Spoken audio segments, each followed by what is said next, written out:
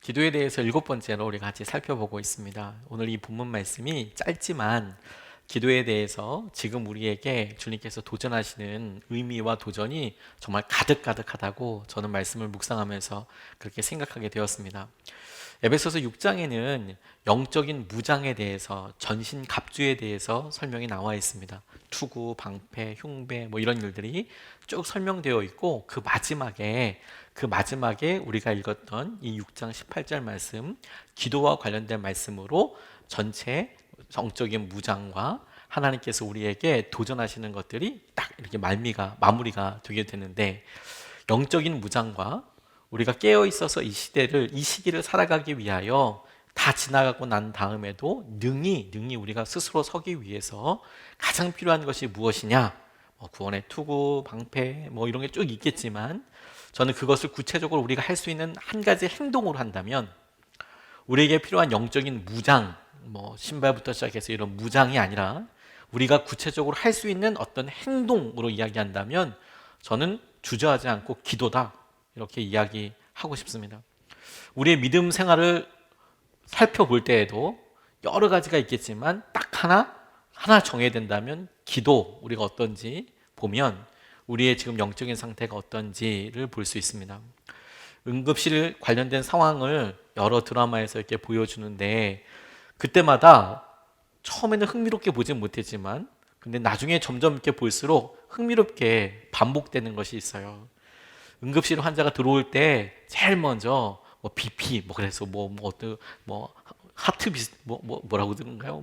심장 박동이 어떻게 되냐 이런 것부터 시작해서 호흡이 있냐 없냐, 그거 물어보죠. 영적으로도 똑같이 호흡이 있냐 없냐, 기도가 제대로 되고 있느냐 없느냐, 이것은 굉장히 중요한 주제라고도 싶습니다. 짧은 구절이지만 하나님께서 이 기도에 대해서 우리에게 응답하시고 우리의 삶에 중요한 분별을 할 수 있도록 우리에게 인도하여 주신다라고 싶습니다. 요즘 분별할 것이 참 많죠. 저는 분별의 영을 달라고 기도한 적도 있었어요. 제게 어떤 사람들이 왔을 때 이 사람을 어떻게 도와야 할지에 대해서 하나님께서 기도할 수 있도록 해주시는데, 그런 분별이 정말 한 번에 되면 참 좋겠다, 이런 생각을 한 적이 있었지만, 하나님께서 제게 주신 응답이랄까, 제게 주신 마음은 그게 제게 제일 필요한 게 아니라, 그렇게 한 사람 한 사람을 놓고 그 사람의 상황과 형편을 살펴서 기도하는 것 자체가 제게 너무 중요하다고 말씀하셨어요.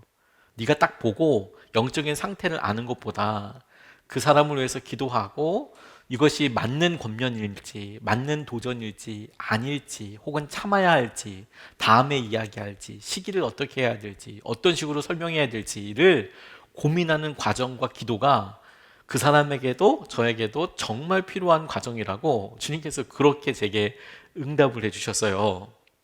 기도하는 과정이 실제로 영분별의 은사보다 더 중요하고 귀하게 하나님께서 보실 수도 있다라고 싶어요. 요즘 그런데 유튜브나 여러 상황들을 통해서 이건 뭐야? 이건 어떻지? 라고 판단하고 생각해야 될 여러 일들이 많이 있습니다. 쉽지 않죠. 저는 그런 일에도 똑같이 적용해 보고 싶어요. 이 일을 놓고 여러분들이 최소한 기도하고 있다면, 저는 최소한의 안전장치는 이미 있다라고 싶어요. 이미 기도하고 있다면, 함께 기도하고 있다면, 그것을 기도하고 있다면.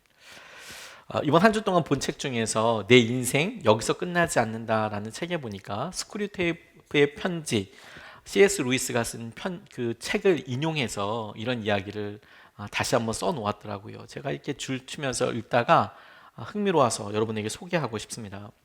잘 아시다시피 스크류테이프의 편지는 사단 마귀들이 서로 이제 이야기하는 내용이거든요.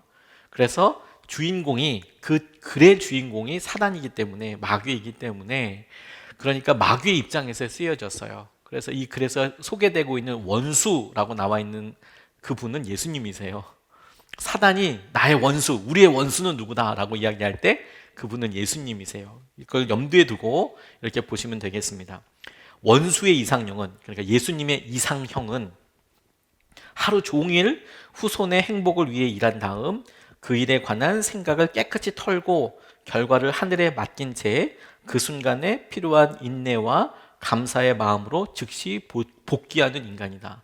날마다를 주님께서 주신 그 마음대로 감사하고 인내하면서 사는 그런 인간이 이상형이다. 예수님의 이상형이다. 사단에게 있어서는 원수의 이상형이다. 이렇게 표현하고, 거꾸로 자기들의 이상형, 자기들이 바라는 형태는 우리한테는 미래에 잔뜩 가위 눌려 있는 인간, 이 땅에 금방이라도 천국이나 지옥이 임할지 모른다는 환상에 사로잡힌 인간, 그래서 천국을 얻을 수 있다거나 지옥을 피할 수 있다는 생각을 불어넣기만 하면 지금이라도 당장 원수의 계명을 깨뜨릴 준비가 되어 있는 인간, 자기는 생전에 보지도 못할 계획의 성패 여부에 믿음을 거는 인간이 최고지, 이렇게 이야기합니다.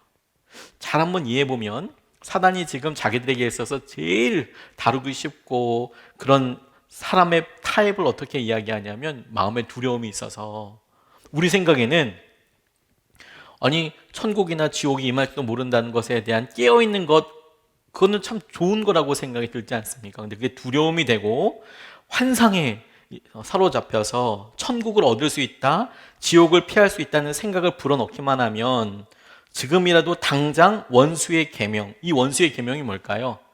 사랑하는 거예요. 사랑하는 거. 사랑하는 것을 깨트릴 준비가 되어 있는 인간.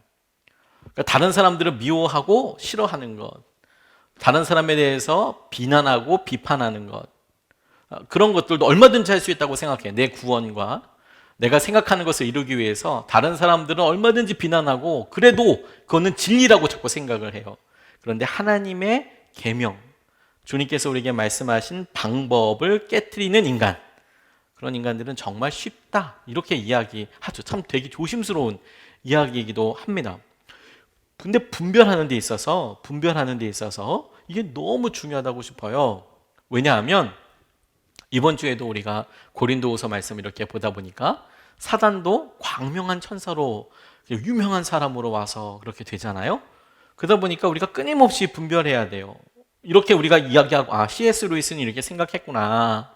그리고 우리가 생각하기에도 그래, 너무나 당연히 우리가 분노를 표현하는 것, 미움을, 혹은 다른 사람, 자기와 의견이 다른 사람들에 대해서 그냥 그것을 쉽게 폄하하는 것, 그리고 특별히 막 음모론 같은 거 있는 사람들은 어떻게 설득도 되지 않습니다.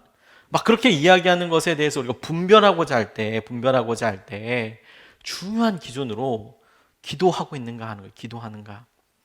그리고 기도는 기도하면 할수록 하나님의 마음과 우리가 기도하는 사람들에 대한 사랑이 넘쳐나게 되는 겁니다.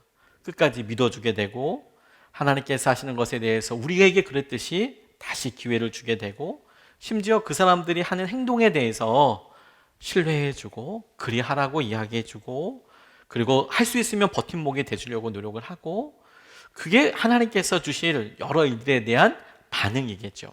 누구도 여러분 계속 생각이 똑같이 갈 수는 없고요, 계속 흔들리게 되어 있습니다. 나침판처럼요. 근데 그럴 때 중요한 기준을 어디를 가리키고 있는가 또 중요하지만, 이게 잘 지금 기도하면서 움직이고 있는가, 이걸 봐야 한다는 거예요. 그게 기도라는 겁니다. 그게 기도라는 거예요.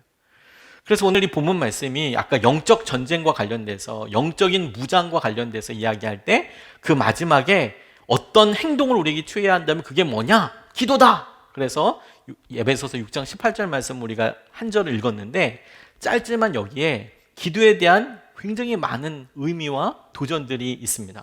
저는 크게 세 가지로 보면서 작게는 5가지로 살펴보게 되었는데, 기도의 범위에 대해서, 기도의 태도에 대해서, 그리고 기도가 확산되는 것에 대해서 이 짧은 한 절에 우리가 생각하고 의미를 마음속에 새겨봐야 될 것들이 많이 있어요. 다시 한번 우리 18절 말씀 상반절을 보면, 온갖 기도와 간구로 언제나 성령 안에서 기도하십시오 라고 이렇게 권면합니다. 온갖 기도와 간구로 언제나 성령 안에서 기도하십시오. 언제나 성령 안에서 기도하십시오 라고 이야기합니다. 범위, 우리가 기도해야 될 때 우리가 생각해야 될 첫 번째 범위는, 우리가 기도할 때 그것이 성령 안에 있는가, 우리가 성령 안에 거하고 있는가, 성령 안에서 기도하라. 우리가 지금 기도하고 있는 것이 성령 안에서 기도하고 있는가 하는 거예요. 성령 안에서 기도하고 있는가. 이것은 우리에게 되게 중요한 질문입니다. 그리고 우리 영적인 상태를 준비할 때도 너무너무 중요해요. 우리가 성령 안에 있다는 것은 도대체 우리가 어떻게 하고 있는 행동이지요? 우리가 지난 시간에 기도에 대해서 말씀드릴 때 내가 주 안에, 주가 내 안에 이런 말씀을 나누면서 우리가 말씀에 순종하고 있을 때라고, 우리가 계명 가운데 있을 때, 계명을 따르고 있을 때 우리가 그 안에 있는 것이라고 말씀을 통해서 같이 한번 살펴보았습니다. 그런데 우리가 성령 안에서 있다라고 이야기하는 것은 성령님께서 우리에게 하신 말씀들에 대해서 우리가 다 순종한 상태. 그런데 우리가 연약해서 순종 안 한 것도 얼핏 생각할 수, 떠올리려고 노력해 볼 수 있겠죠. 그리고 거기에 자신이 없을 수도 있어요. 순종하면서 여기까지 왔다라고 이야기를 하는데 혹여 지금 생각하지 못하는 것이 있을 수도 있겠지요. 그래서 어떤 마음으로 더 점검하면 쉽냐면, 내가 여전히 성령님께서 말씀하시고 인도하시는데 순종할 결단이 여전히 서 있는가? 내 마음속에 성령님께서 말씀하신다고 내가 깨달아졌을 때 주저할 만한 영역은 없는가? 이게 우리에게 너무너무 중요한 거예요. 언제든지 주님께서 내게 말씀하시면 내가 확실하다고 생각하는 것조차도 나는 내려놓을 수 있는가? 이것 자체가 우리가 성령 안에 있다라는 증거라고 싶습니다. 우리가 성령 안에서 있을 때야 비로소 주님께서 우리를 마음대로 인도하실 수가 있거든요. 우리가 성령님께 순종하겠다라고 결단이 될 때에야 성령님께서 우리 입술과 우리 행동을 통해서 모든 것을 하실 수 있거든요. 그리고 그런 마음 위에 주님께서 우리의 기도의 범위를 이렇게 다시 한번 확정해 주세요. 그 범위가 모든 것과 관련되어 있다라는 겁니다. 모든 것과.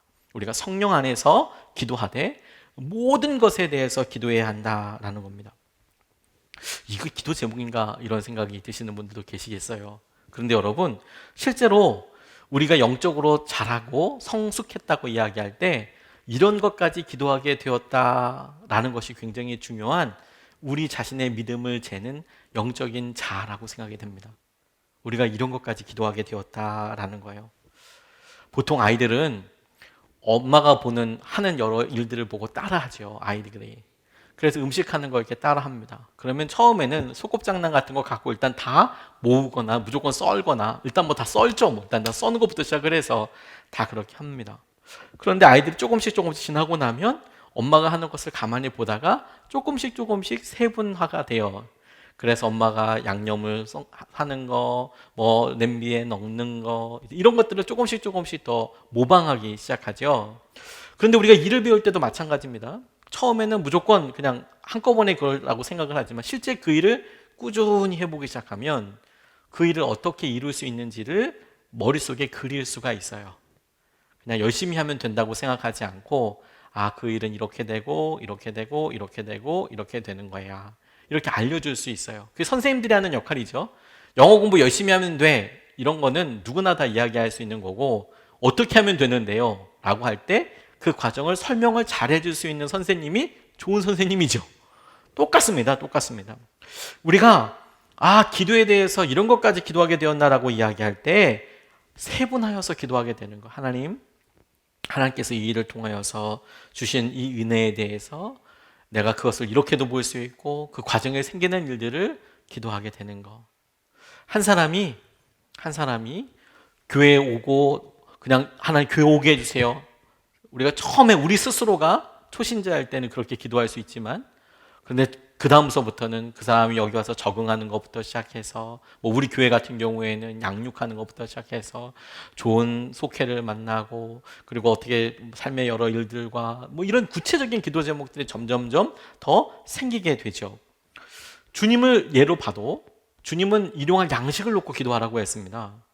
아니, 일용할 양식까지? 일용할 양식을 달라고 기도하라고?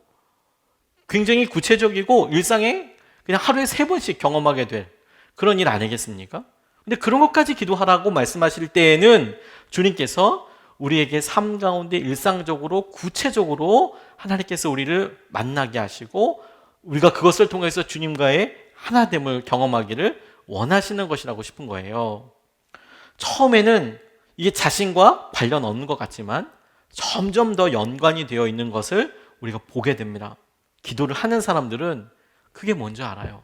하나님께서 주의 놀라운 은혜와 마음을 보게 하여 주시는 거구나. 제게 목회를 하신다고, 개척을 하신다고 최근에 어떤 목사님이 찾아오셨다가 오늘 이제 갑작스럽게 SNS를 통해서 다시 메시지를 주셨어요. 지역 어디를 둘 중에 하나를 선택하려고 합니다. 목사님 기도해 주세요. 저는 사실 말렸습니다.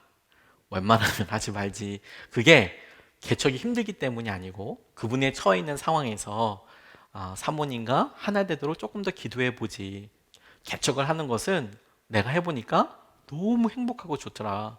진짜 큰 영광이더라. 그런데 목사님 제게 나눠주신 그 기도 제목이라면 사모님한테 조금 더 시간을 주시고 같이 기도해 보시죠. 이분이 함께 개척할 분들이 막 있으신 거예요. 그래서 목사님에게 개척하자고 이야기를 하시는 거예요. 참 그거는 복된 일이죠. 그러니까 이분이 이런 분들이 있을 때 개척을 하고 싶은 거죠. 몇몇 분들이 개척을 하자고 막 그러니까. 근데 저는 그래도 성도님들이 하자고 그래도 사모님이 조금 준비될 때까지 조금만 더 기다려 보세요. 하나님께서 굉장히 놀라운 일을 하실 거예요. 뭐 그 사이에 한 두세 달 시간이 있으니까 목사님이랑 사모님이랑 어떻게 하나 되었는지는 제가 잘 모르고 확인은 못 해봤지만 SNS에 통해서는 목사님 이렇게 여기 하려고 합니다. 위에서 기도해 주십시오. 제가 그렇게 얘기 받았을 때 생각해 보게 됐어요. 개척을 해보고 나니까 이거 중요하더라. 너무 중요하더라. 기도하는 거 너무 중요하고, 그리고 우리가 중요하고 힘든 문제라고 생각할 법한 재정 문제, 이런 건 두 번째더라. 안 중요한 문제는 아닌데 제일 중요한 문제는 아니더라. 그리고 함께 하는 사람들의 일도 이런 부분들이 되게 중요하고 소중하더라. 그게 너무 소중하더라. 그냥 막연하게 생각하는 것 가지고는 그게 헛다리 짚는 경우들이 굉장히 많더라. 경험해 보니까 그렇게 이야기해 줄 수 있더라고요. 그런데 그게 처음 준비하거나 한 번도 경험해 보지 못한 사람들에게는 그게 기도 제목인지를 몰라요. 그런데 하나님께서 우리에게 모든 것을 놓고 기도하라라고 이야기할 때 그 범위에 대해서 성령 안에서 그런 일들을 경험할 때 마음속에 불안함으로 다가오거나 두려움으로 다가오거나 주저하게 되거나 그런 일들이 기도 제목이야. 모든 것을 놓고 기도하라고 이야기할 때 이 모든 것은 우리가 하루에 만나는 사람, 우리가 생각해야 될 걸 다 적고 기도할 수도 있겠지만 그런 삶을 무조건 모방해서 살아라라고 말씀하시는 것이 아니라 너 지금 만나고 있는 그런 상황과 국면 자체가 기도 제목이라는 것을 잊지 마라. 그게 기도의 범위라고 싶어요. 성령 안에서 주님 말씀 뜻대로 나아가려고 할 때 하나도 거저당하는 것 없고 거저 만나는 것 없으니 기도하며 그렇게 나아가야 한다. 우리가 코로나 시기에서 이제 위드 코로나로 넘어가게 될 때 주님께서 더 잘 됐지 않았습니까? 라고 생각하게 된 이 시점이 사실 우리에게 정말 기도가 많이 필요한 시기예요. 하나님께서 우리에게 다시 도전하게 하실 때, 하나님께서 우리에게 감사 제목을 찾고자 하실 때 우리가 어떤 것들로 감사할 수 있을까? 어떤 것들로 붙잡을 수 있을까? 이게 우리에게 굉장히 중요한 기도 제목이 되는 거죠. 우리가 지금 두려웠던 것, 고민하고 있는 것, 이것과 함께 주님께서 우리에게 기도하는 사람의 태도, 기도의 방향에 대해서도 이렇게 말씀하세요. 18절에 계속해서 보면 온갖 기도와 간구로 언제나 성령 안에서 기도하십시오. 이것을 위해서 늘 깨어서 끝까지 참으면서 모든 성도를 위해서 간구하십시오. 이렇게 나와 있습니다. 자, 이것을 위하여라고 이야기할 때 이것을 위하여는 아마도 앞서서 이야기하고 있는 영적인 무장과 관련되어 있을 거예요. 혹은 영적인 무장을 하는 이유인 우리가 어려운 시기를 통과하고 났을 때 능히 서서 하나님께서 하시는 놀라운 은혜를 감사하면서 설 수 있는 온전한 상태가 되기 위해서 이렇게 생각할 수도 있고, 혹은 바로 앞에서 이야기한 성령 안에서 깨어 기도하기 위해서, 성령 안에서 모든 것에 대해서 기도하기 위해서 라고 적용을 해도 크게 어색하지 않습니다. 계속 기도하기 위하여, 영적으로 깨어있기 위하여 주님께서 우리에게 다시 한번 찝어서 이야기하시는 것은 뭐냐면 우리의 태도와 우리의 모습이 늘 깨어 있어야 한다. 늘 깨어서 기도해야 한다라는 겁니다. 우리가 잘 쓰는 말인데 교회에서 쓰는 말이기 때문에 잘 이해하기 좀 혼용되는, 잘 이해 안다고 생각하면서 그냥 넘어가는 것들이 여럿 있어요. 기도에 대해서도 그렇습니다. 지난 시간에 얘기했던 우리가 주님 안에 있다, 내가 주님 안에 있다, 이건 자주 들어서 아는데 막상 그게 뭐냐라고 물어보면 내가 주님 안에 있고 주님이 내 안에 있는다는 것은 뭘까? 우리가 말씀과 계명대로 사는 거지라고 바로 나오기 쉽지 않은 경우들이 있습니다. 오늘 이 말씀에도 그래요. 깨어있다는 건 뭡니까? 늘 깨어있어라라고 이야기하는 것에 대해서 모르는 건 아닌데 그럼 늘 깨어있는 건 어떻게 하는 거지? 라고 구체적으로 그럼 다른 말로 표현해 보세요 라고 이야기할 때 마땅한 말을 그냥 쉽게 찾지 못하는 경우들이 있어요.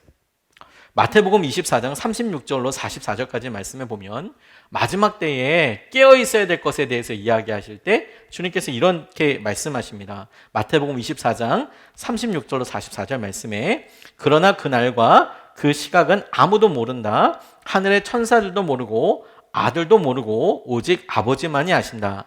노아의 때와 같이 이 인자도 올 때에도 그러할 것이다. 홍수 이전 시대에 노아가 방주에 들어가는 날까지 사람들은 먹고 마시고 장가가고 시집가며 지냈다. 홍수가 나서 그들을 모두 휩쓸어 가기까지 그들은 아무것도 알지 못하였다.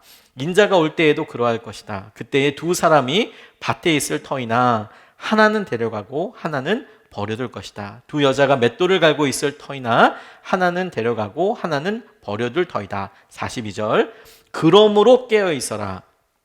너희는 너희 주님께서 어느 날에 오실지 알지 못하기 때문이다. 이것을 명심하여라. 집주인이 도둑이 밤 몇 시에 올지 알고 있으면 그는 깨어 있어서 도둑이 집을 뚫고 들어오도록 내버려두지 않았을 것이다. 그러므로 너희도 준비하고 있어라.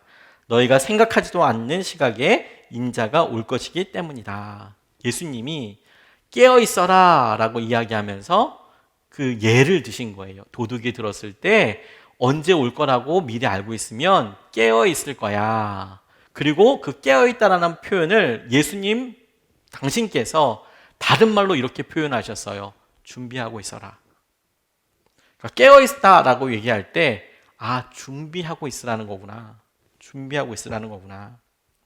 그렇게 사용해도 가장 흡사한 말이라고 싶어요.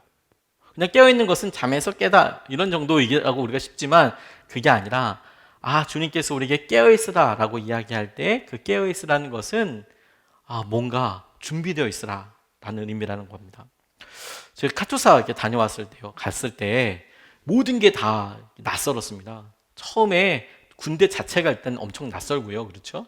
네, 카투사들은 논산 훈련소에 가서 논산에서 똑같이 훈련을 받습니다. 엄청 고생합니다. 나중에 니들은 편하지? 그래서 논산에서가 제일 힘들었던 것 같아요. 나중에 이 기수는 편한 기수라고 그 조교들이 좀 어렵게 합니다. 보고품도 잘 주지 않아요. 그런데 카투사들 따로 가는 훈련 과정이 또 있습니다. 그래서 4주 동안, 4주, 5주 동안 훈련을 받고 나면 6주 동안 또 카투사에서 또 훈련을 받습니다. 미군에서 또 훈련을 처음부터는 아니지만 좀 다른 훈련을 받습니다. 그럼 이제 미군들이 조교예요. 난리가 나는 거죠. 왜? 못 알아들으니까 뭐라 하는데 영어 공부 열심히 했는데 민망한 순간들이 이제 계속 있죠. 저희가 처음에 미군이 이렇게 갈 때 구령을 맞춘다고 합니다. 군대에서 구령을 맞춰서 이렇게 가는데 그 구령 맞추는 것을 영어로 하는 거예요. 근데 뭐라 소리를 지르는 거예요. 그래서 나중에 그게 stay alert, stay alive라는 걸 알았어요. 그 단어가. 여러 번 반복해서 막 깨깨 소리를 지르니까 저 미군이 왜 우리한테 소리를 저렇게 지를까? 뭔 소리를 이렇게 지르는 거야? 보니까 stay alert, stay alive라고 그러더라고요. 근데 저희는 몰랐어요. 그걸 따라하라는 건지 몰랐어요. 왜 우리한테 저렇게 소리를 지를까? 그러니까 저걸 우리가 따라하기를 원했나 봐요. 자기가 stay alert 그러면 우리가 stay alert, stay alive 하면 stay alive. 그렇게 따라하기를 원했던 거였어요. 어쩐지 계속 빽빽 소리를 지르더라고요. 아무튼 그렇게 얘기가 됐는데 stay alert이 무슨 뜻이냐면 깨어있으라라는 뜻이에요. 깨어있으라. stay alive, 살아있어라. 죽어있지 말고 살아있어라. stay alert, 뭔가 할 준비가 ready라고 하잖아요. ready, go 이런 거 할 때처럼 막 할 준비를 하고 있어라. 뭔가를 할 수 있도록 그렇게 준비되어 있어라. 이런 의미입니다. 그러니까 뭘 막 준비하고 이런 느낌이 아니라 당장 할 수 있도록 뭔가 그렇게 마음을 준비해라. 그게 깨어있다라는 의미예요. 뭘 하려고 깨어있는 걸까요? 저는 두말하지 않고 순종이라고 싶어요. 내가 깨어있어라. 하나님 말씀에 대해서 내가 말씀하고 알게 됐을 때 내가 그 일에 뛰어들 수 있도록 그렇게 순종하고 있어라. 그렇게 할 수 있어라. 이런 이야기를 저는 이렇게 생각하게 됐습니다. 근래에 어떤 연예인이 깡평화에 막 나오고 막 이랬던 분이 불미스러운 개인적인 여러 일을 경험하고 인생의 바닥을 경험하게 되어서 하나님께서 그곳에서 어떻게 만났는지를 간증하는 그런 간증을 하나 들은 적이 있었어요.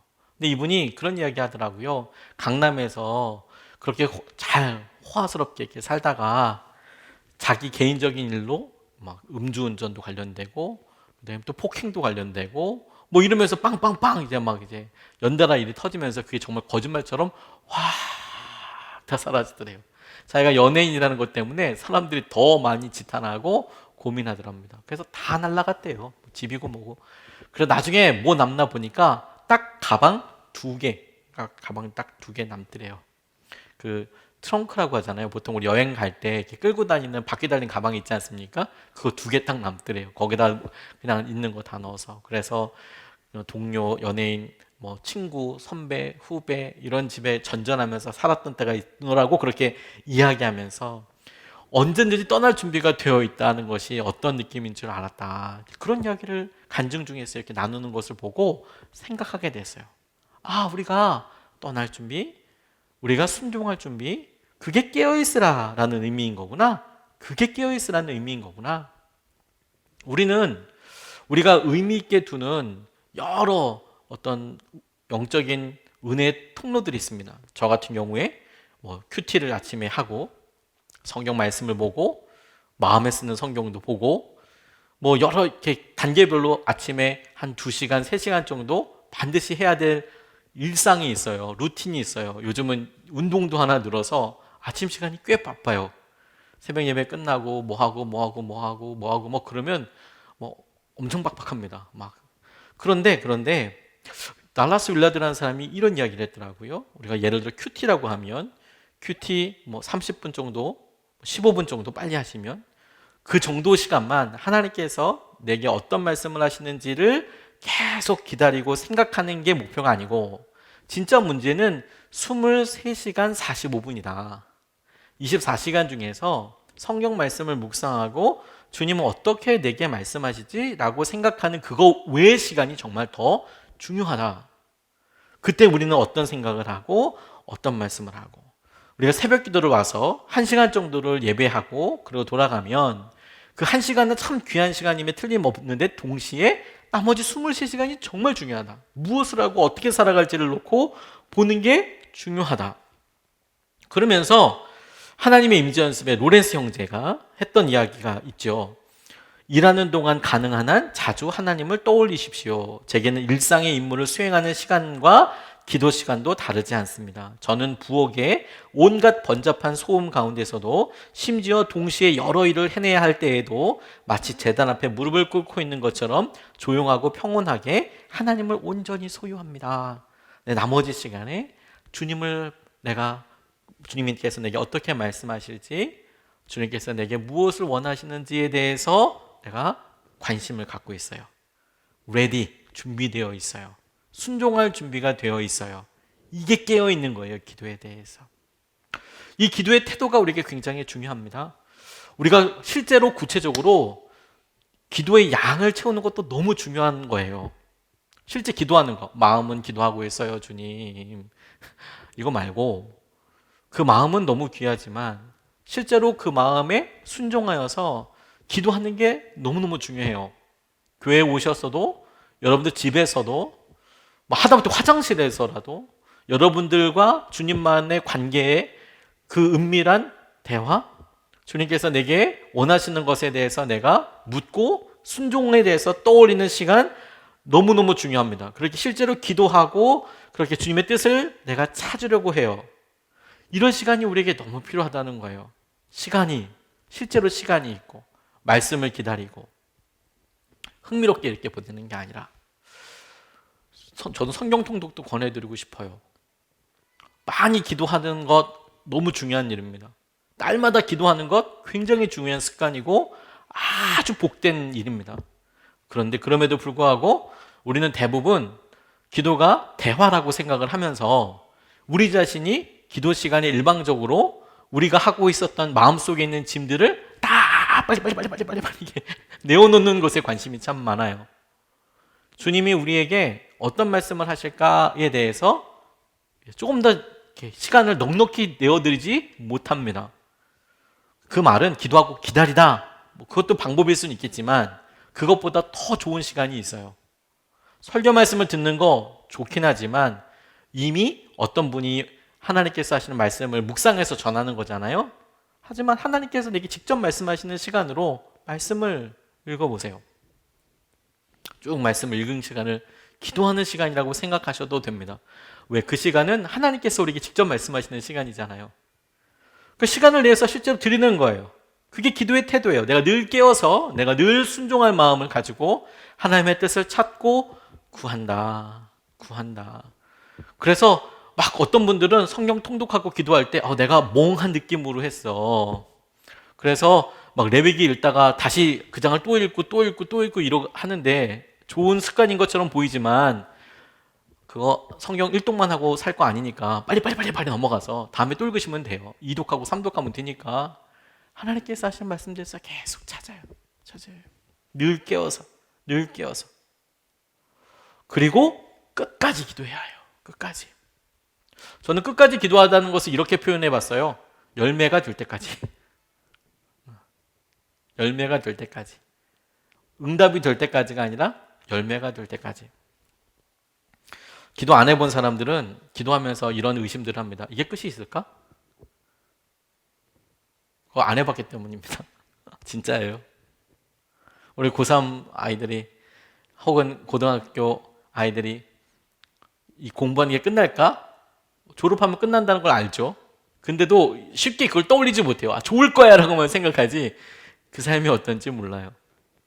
실제 기도하면서도 우리 가운데 오랫동안 기도해온 것들에 대해서 이게 끝날 날이 있을까? 있어요. 반드시 있습니다. 반드시 끝날 거예요. 내가 지쳐서 끝나는 게 아니고요. 반드시 끝나게 될 거예요. 그리고 그날에는 알게 될 겁니다. 주님이 이 기도를 통해서 이걸 얼마나 귀하게 여기셨는지, 어떻게 응답하셨는지 우리가 분명히 알게 될 거예요. 그리고 그것 자체가 주님께서 우리에게 변화시키신 변화의 포인트이기도 해요.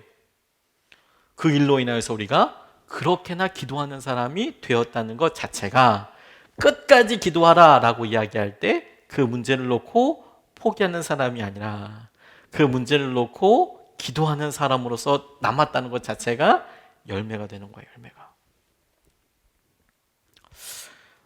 전에 저희 어느 목사님이 본인 처음에 처음에 이제 목사 안수 받고 개척이 아니라 목사 안수 받고 처음에 있었던 일들을 이렇게 나누시더라고요. 처음에 우울감이 오셨나 봐요. 갔는데 어렵고 힘든 교회를 갔는데 한 10명 정도 성도가 이렇게 있었는데 자기는 이렇게 목회를 열심히 하려고 했지만 성도님들이 오셔서 그러더래요. 목사님, 저희들도 좀 살았으면 좋겠습니다. 그 말인즉슨 뭐냐면 지금 이때가 아니면 교회를 옮길 때가 타이밍이 없다고.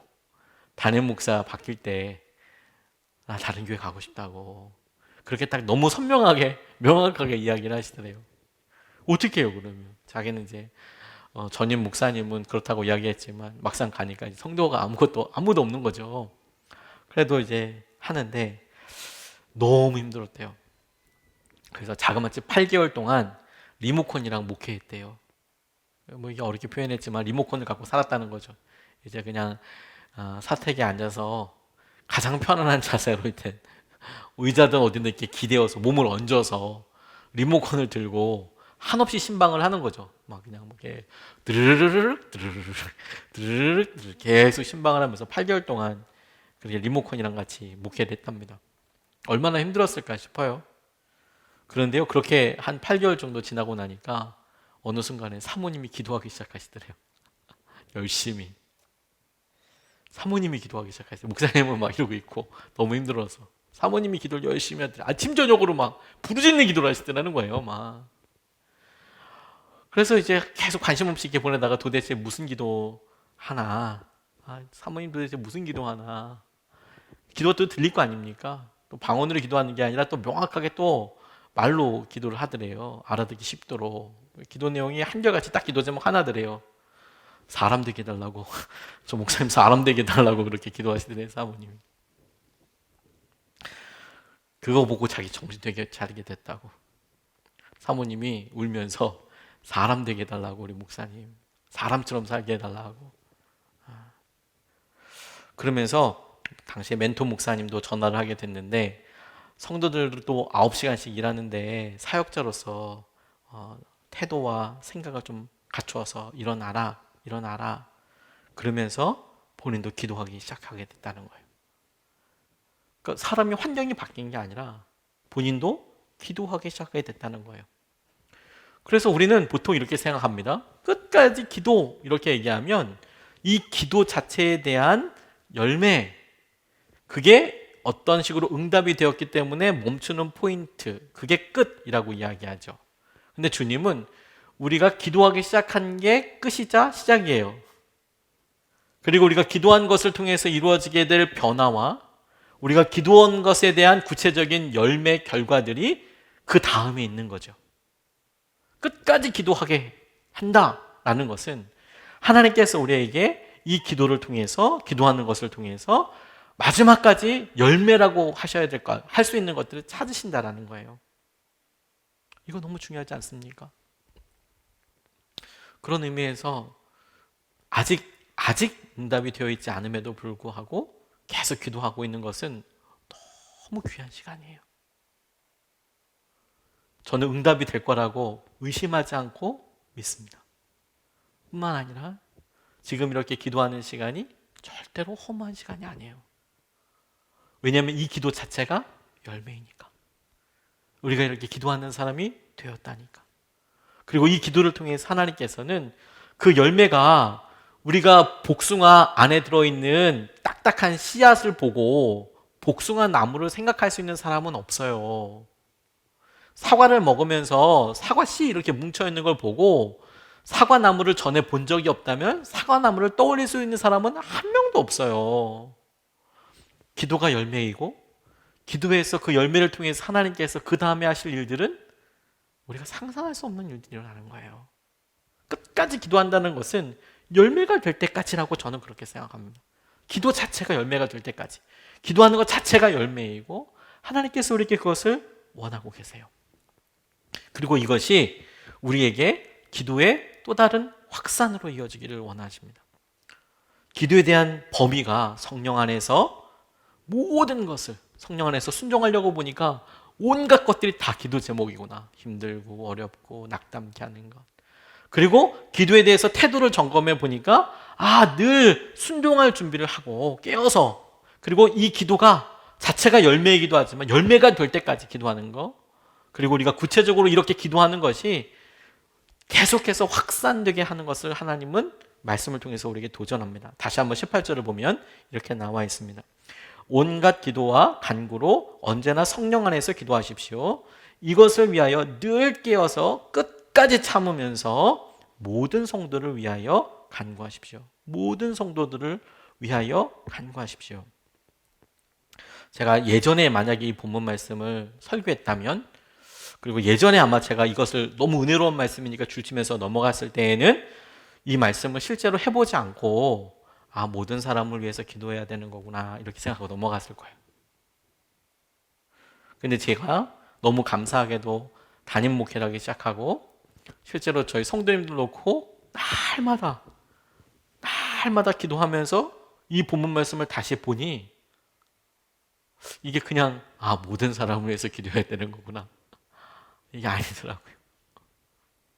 모든 사람을 위해서 기도하니까, 그러니까 어떤 변화가 혹은 어떤 마음이 깨달아지느냐 그게 너무 중요한 거더라고요. 그게 그냥 저는 모든 사람들을 위해서 기도했으니까 이름을 다 적어놔요. 뭐 그래서 뭐 정권사님, 전권사님, 뭐 최집사님, 김집사님, 뭐 이게 다 허집사님 다 이렇게 적어놔요. 다 적어놓고 그리고 한 사람씩 한 사람 기도하는 것도 중요한 거죠. 근데 그것을 날마다 하다 보니까 제게 있어서 이 말씀이 지적하고 있는 바, 깨닫게 하는 바가 조금 달라요. 모든 사람을 위해서 기도하라 그 말은 실제 기도하고 나니 제가 그분들의 삶을 다 안다고 할 수는 없지만 적어도 그분들의 염려와 기도에 대해서 어느 영역들은 제가 같이 사라지게 되더라고요.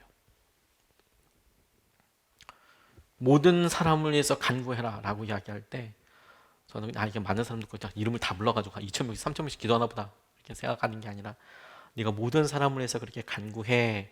그래서 간구해 보니 주님께서 이것을 통해서 제가 경험해 보지 못했던 뭐 사업의 영역이나 혹은 자매들이 처해 있는 어떤 영역들이나 그리고 제가 살아보지 못했던 연령대의 분들이나 혹은 이미 저는 주의하지 못하고 넘어왔지만 이제 그 시기를 중요한 인생의 어떤 시기를 돌파하는 분들의 삶을 이름을 불러가면서 그렇게 기도하면서 다시 넌지시 살아있는 제 삶의 일부로 받아들이게 되더라고요.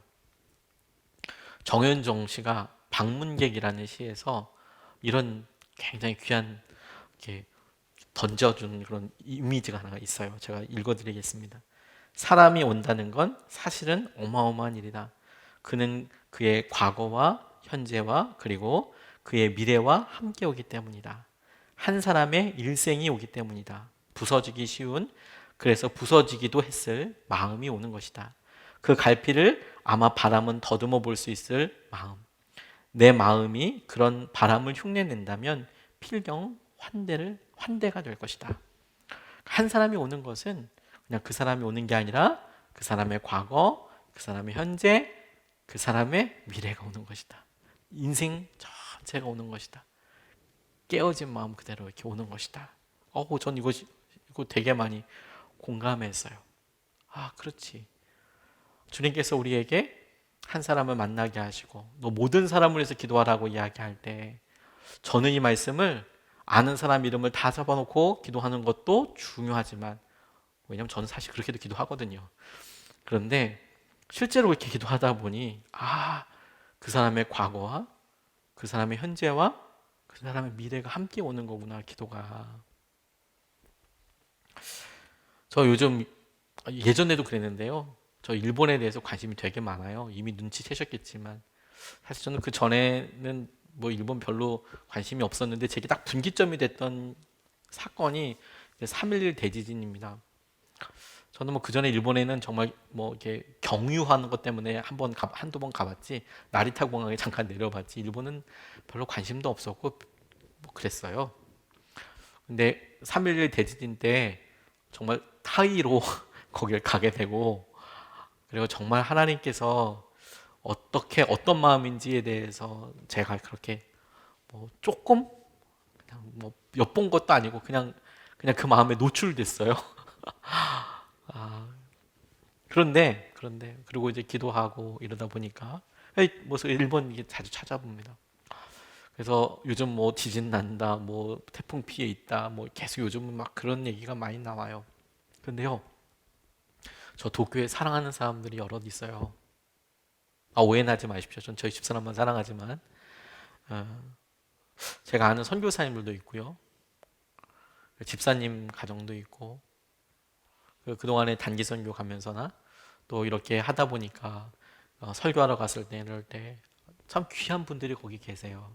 요코하마에도 있고요, 치바에도 있고요, 하치오지에도 있고요, 히로시마에도 있어요. 여러 군데 이렇게 흩어져 계세요. 그러니까 이제 기도하는 거죠. 하나님, 지진이 난다는데 후지산에 살고 있는 그 선교사님 어찌하는 건가요?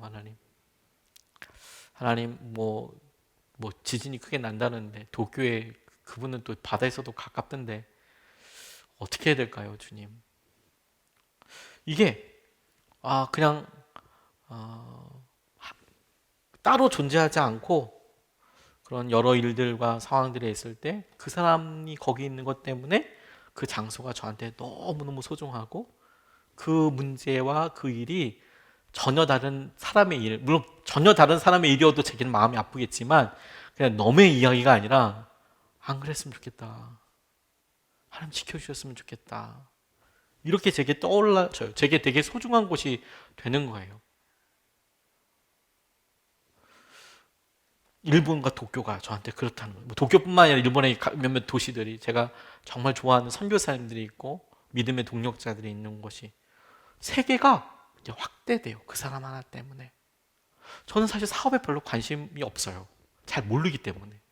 그런데 신문을 보고 그래도 저희가 간절히 기도하는 우리 성도님과 관련된 그런 일들이 나오면 설사 뭐 어떤 뭐 브랜드나 이런 게 전혀 상관은 없지만 그래도 관심이 너무 가요. 알지 못하는데 읽어봐도 뭔가 잘 모르겠지만 관심이 너무 가요. 그리고 기도하게 돼요. 하나님 붙잡아 주세요. 뭐 이런 길도 있다는데 하나님 이렇게 좀 열어주세요. 건강에 대한 여러 이야기를 보았을 때 간절한 기도, 모든 사람들 꼭 기도하다 그 기도와 같이 하나님 이 일이 이분에게 좀 있게 해주세요. 하나님께 사실 여러 일들에 대해서 사실 보게 되죠. 이거 정말 중요한 거예요. 기도의 확산이라는 게 모든 사람을 위해서 기도해라 라는 것은 자연스럽게 우리가 그 사람의 삶을 살아라. 얼마나 힘든지, 어떤 마음인지 그걸 기도하면서 알아차리게 돼요. 그걸 사라지게 돼요. 그리고 그렇게 사라지게 되는 것으로부터 시작해서 하나님께서 우리에게 원하시는 진정한 하나됨이 있을 거예요. 저는 막 무슨 당리 당략을 나누고 뭐 하나 됐다, 연합했다. 사실 이런 거는 잘 믿지 않습니다. 그럴 수도 있다고 생각하지만 저는 오히려 저랑 저희 집사람이 살면서 다 맞기만 했겠습니까? 다른 부분도 있지만 서로 조율해 나가고 뭐 이야기할 건 이야기도 해가고 또 기분 상할 수도 있고 그래서 서로 알아가고 하나가 되어 가죠. 그래서 어느 순간에 저랑 저희 집사람의 삶이 다른 삶이 아니고 분명히 각각 다른 삶인데 같은 삶이라고 이야기해도 전혀 이상하지 않아요. 그리고 우리는 굉장히 사소한 것도 얘기해요. 뭐 어마무시한 얘기하는 게 아니라 오늘 아침에 우유를 어디서 살 것인가? 편의점에 갈 것인가? 아니면 좀 돌아 마트를 갈 것인가? 오늘 운동을 갈 때 어느 코스로 갈 것인가? 이런 거 얘기해요. 그래서 하나 되는 삶을 살죠. 기도가 똑같이 우리가 계속 반복하여 기도하는 것 같지만 그 기도를 통해서 하나님께서는 우리가 점점 서로의 삶을 같이 살고 주님 안에서 하나 되는 것을 원하세요. 그게 기도의 역할이고 능력이고 주님께서 그런 것들을 원하시는 거예요. 그걸 위해서 믿어주는 게 너무너무 필요한 거예요, 여러분. 제가 젊은이 교회 생각할 때 조금 조심스럽긴 하네요. 여기 알만한 사람들이 있어서. 저희 교회 노숙을 하는 지체가 있었어요. 진짜 노숙을 하는 지체가 있었어요.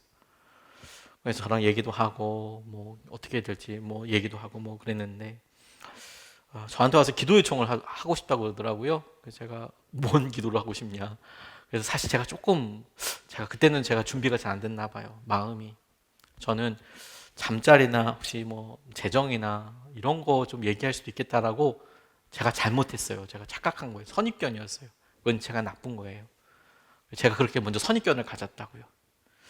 그런데 의외로 그 친구가 저한테 주님과 친밀함을 위해서 더욱 친밀해지기를 놓고 기도해달라고 그러는 거예요. 완전 뭐야 이게? 봉쳤어요. 친밀감을 해서 야 그래 기도하자.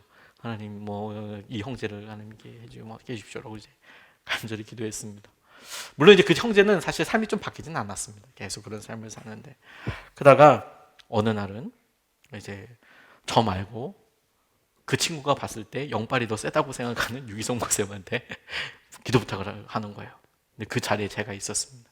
그러니까 이제 제가 그 친구의 이름, 그 친구의 기도 제목 이제 이런 것들을 옆에서 이렇게 이야기해 드릴 때가 있어요. 다 모르시니까 저야 뭐 지체들 없고 다 기도하니까 얘는 누구고 얘는 이런 기도 제목이고 요즘 이래요 라고 말씀드릴 수 있으니까 옆에서 이야기하려고 하는데 이제 본인 기도 제목을 탁 얘기하는 거예요.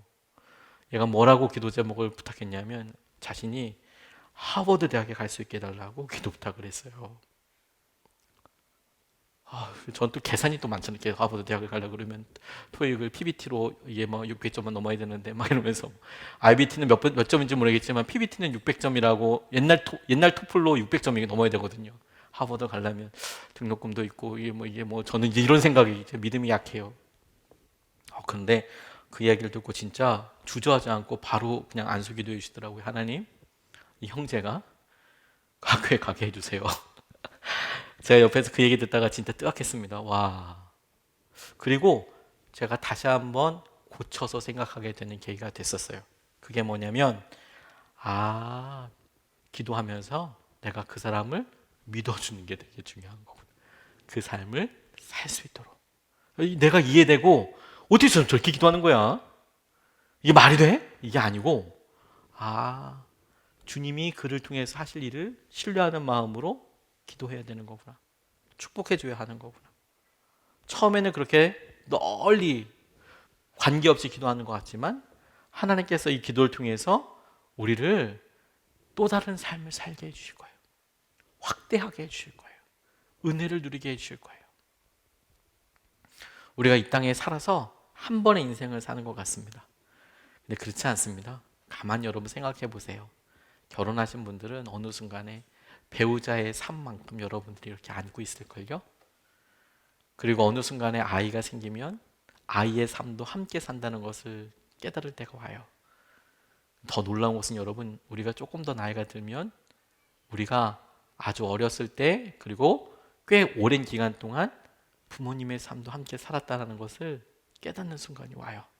나 혼자 내 삶을 사는 게 아니라 내가 부모님의 삶의 일부였구나. 내가 자녀들의 삶을 함께 살고 있구나.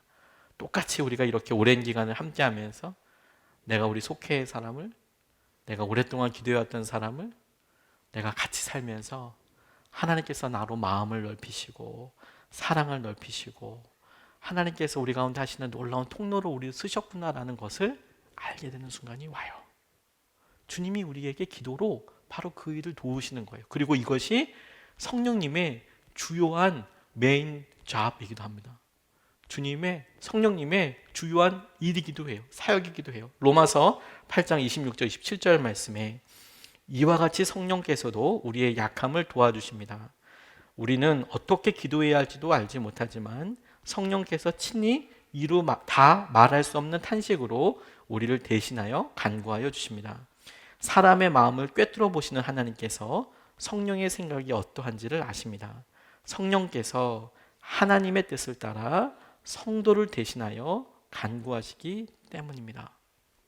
우리가 성령님께서 우리에게 주시는 것을 놓고 하나님 어느 집사님, 하나님 어느 분, 처음에는 우리 자신의 문제와 상황을 놓고 기도하다가 하나님 이 상황에서 다른 사람들 놓고 기도할 때 이것은 내 문제가 아닌 다른 사람을 이야기하는 것이 아니라 그 일을 통해서 우리의 삶이 확대되고 주님께서 우리 가운데 놀라운 공감하게 하시고 응답을 주게 하실 뿐만 아니라 그 일 자체가 성령께서 하시는 일에 어느 순간에 우리가 순종하는 거예요.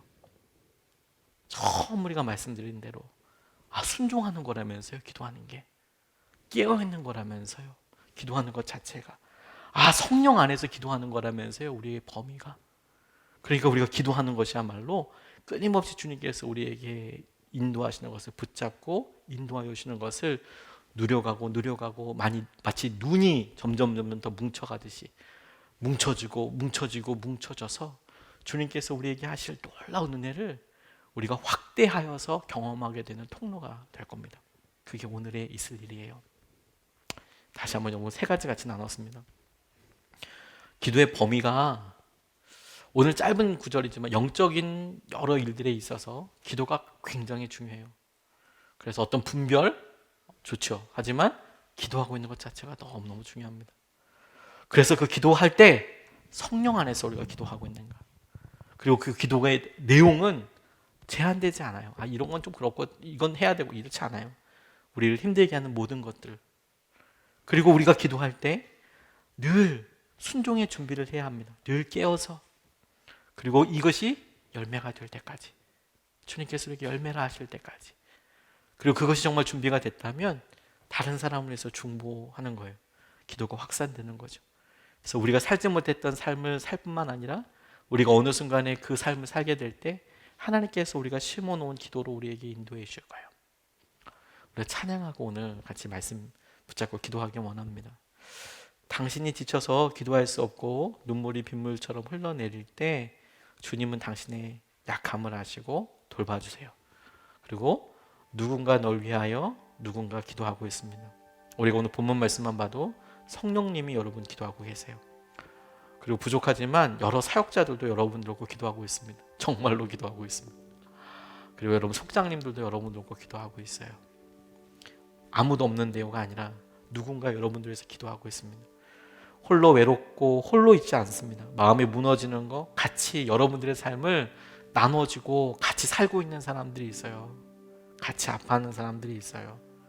그 사람을 떠올리고 성령님께서 우리에게 하시는 일들을 같이 붙잡고 기도하고 싶습니다. 오늘 찬양하고 기도하겠습니다.